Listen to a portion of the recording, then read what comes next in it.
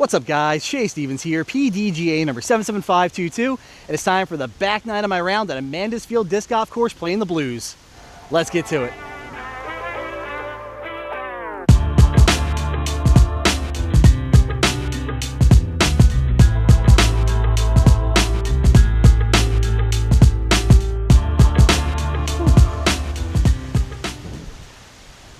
Alright guys, welcome to the back nine.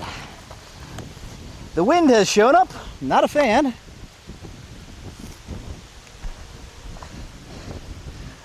And I'm hoping those clouds that are very, very dark stay away. So we are sitting here on the 10th tee pad. It is a par 3, 218 feet. Basically I have to throw this tunnel and it's going to hyzer to the left. So I'm going to go with my Electron Entropy. Kind of at that birdhouse. I want to go through the inside gap really. And hopefully get some cool ground play.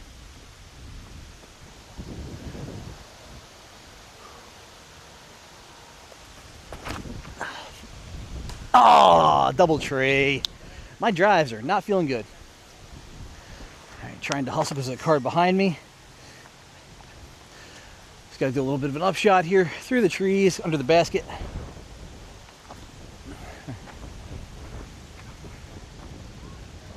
All right, should have that. Trying to hustle so that twosome behind me can play through. Texas flip. There we go. Okay, hole 11. Long. This is a shot. It is 270 feet out this gap and then to the right. That is a pump. I have no idea what I need to do to get there. I'm gonna force over a flippy reactor.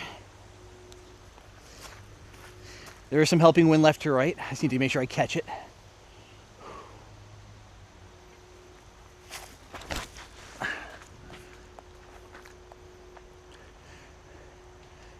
I think I'm super long. Small world. Card behind me was a gentleman named Kyle from Reading, where I went to college. And with him was Elaine King's husband, Eric, who's out here course collecting. So, nice to see him again. I was talking about my old ultimate style, and now I might need to rely on it for an air bounce. I needed to turn that over more to punch in the gap I wanted. I could have also maybe gone uplink. All right, we're gonna try and float this nice and close. Whew. All right, made the gap. Might go on long. All right, gap hit was all that really mattered. Whew. All righty, tricky, but another par. All right, we got raindrops again. Hole 12, 428, par 4.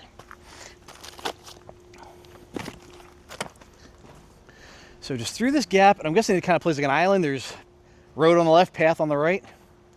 So I'm going to go with that rhythm now. I'm going to try and actually get a good throw on it. Just through the gap, let it drift to the right like it wants to.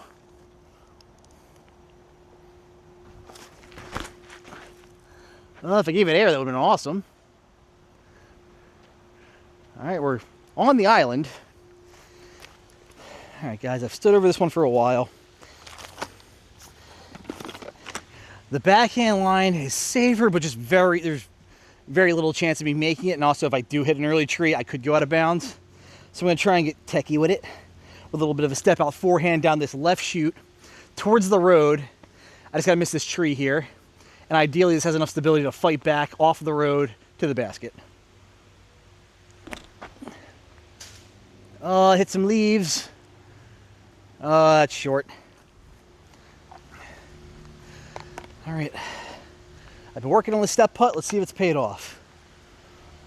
Wind is pretty rough though, cross left, right.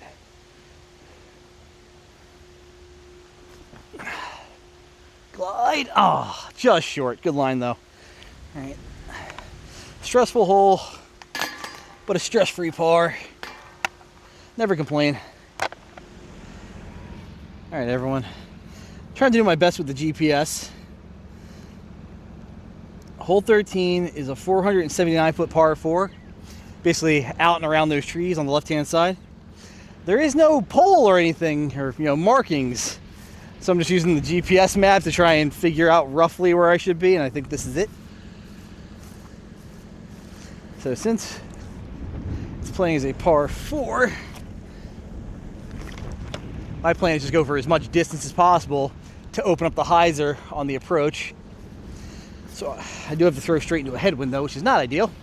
So I am going to go with, actually, you guys have probably peeked it a few times this video if I've shown it. I have the new time lapse in this bag just from testing it out and showing to people. And this might be ideal actually. So let's let this boy eat. So we're going to go new time lapse. Just out as far as I can get it.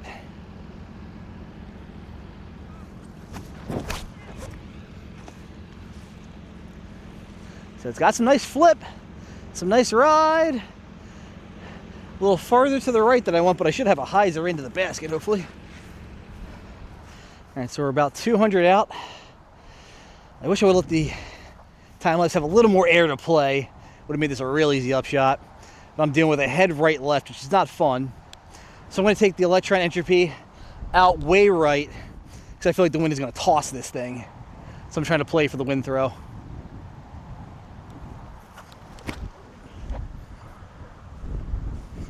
Ooh, there's the wind throw. It's worse than I thought. Ooh, that will be a tester. Through the drive too low, through the upshot too high. Gave the wind too much time to play with it, threw me over here. So I'm lucky I'm in the open at least. The wood line starts like right here. But it's gonna be tricky to pull this birdie down.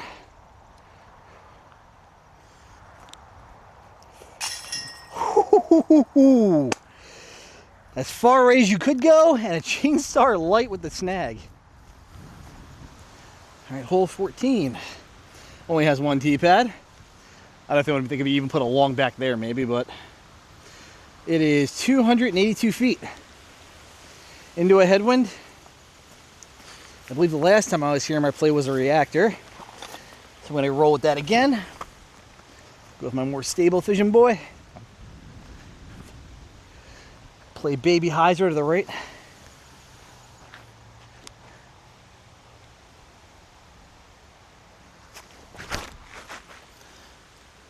Ooh, flip dead straight and flip instead.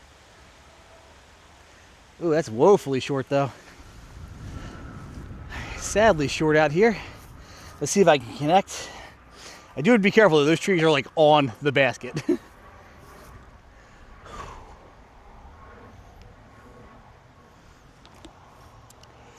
Oh, nope.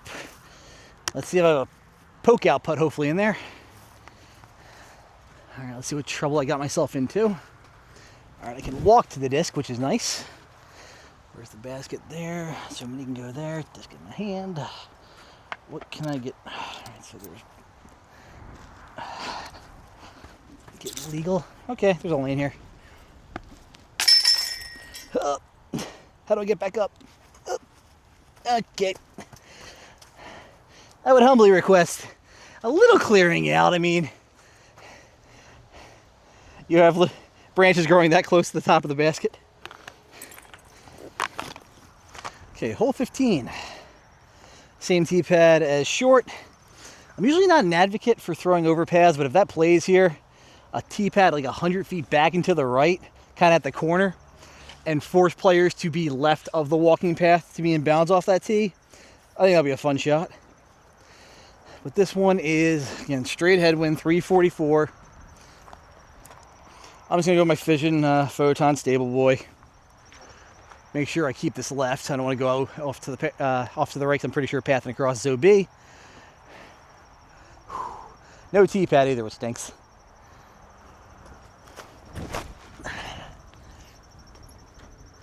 Oh, it's a pump. Could be a little higher though. Yeah, needs air. Come on, Shay, you're throwing low. Hey, another circle 2 look with wind. This really isn't good for my mental health. All right. Don't think I need to step this.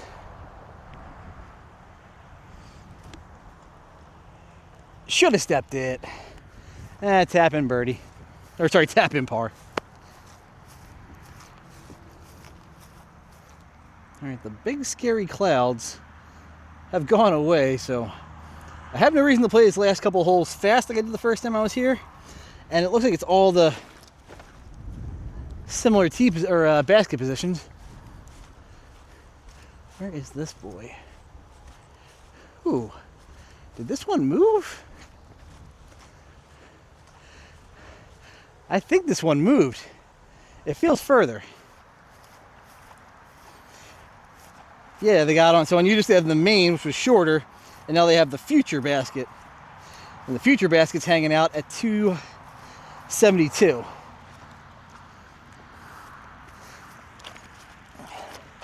And I think the play, especially given the wind, is going to be a Terra.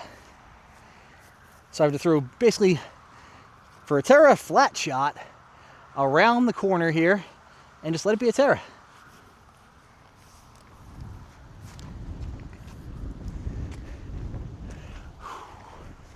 I do want to try and keep it close though.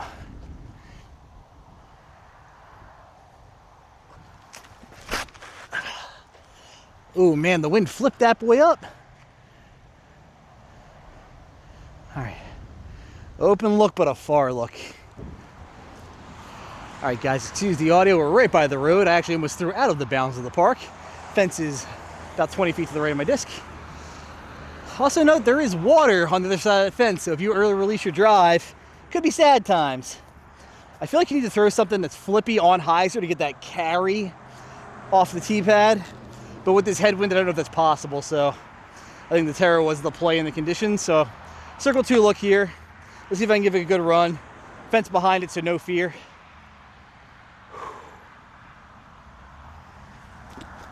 Come on, pushed it right. Ay.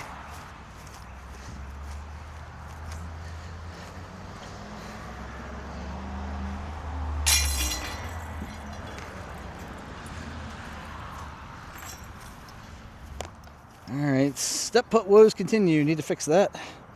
Hole 17, 343. Basket straight ahead. There was rules here, but they have been mangled. I'm going to guess left of the cart path and left, or walking path and left, are OB. So, tailwind left, right. Switching it up because it's tail. I'm going to go with my Stable Vision Photon and just murder this thing right at that construction equipment out there and hopefully get some flip and ride. And my game plan is if I overcook this, it should finish into the fence to the right of the basket and just get me up and down for par.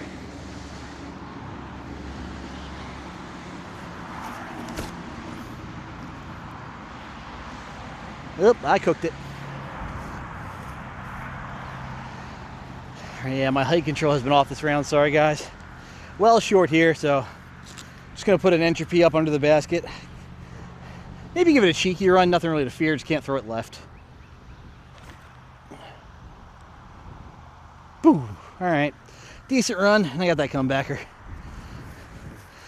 Did manage to get it out to the, hey, don't mess this up distance with a head right left crosswind on a rusty Chainstar light. Alrighty. Whew. Alright guys, hole 18. 268 foot, par 3. Basket is nice and straight ahead, but I'm going into a dead headwind. So the reactor got destroyed earlier by the wind. So I'm going to step up to a volt this time. Hopefully this will hold on. Give it a little bit of hyzer just to make sure. I need the wind to check it down though, because that fence line does come up faster than you think.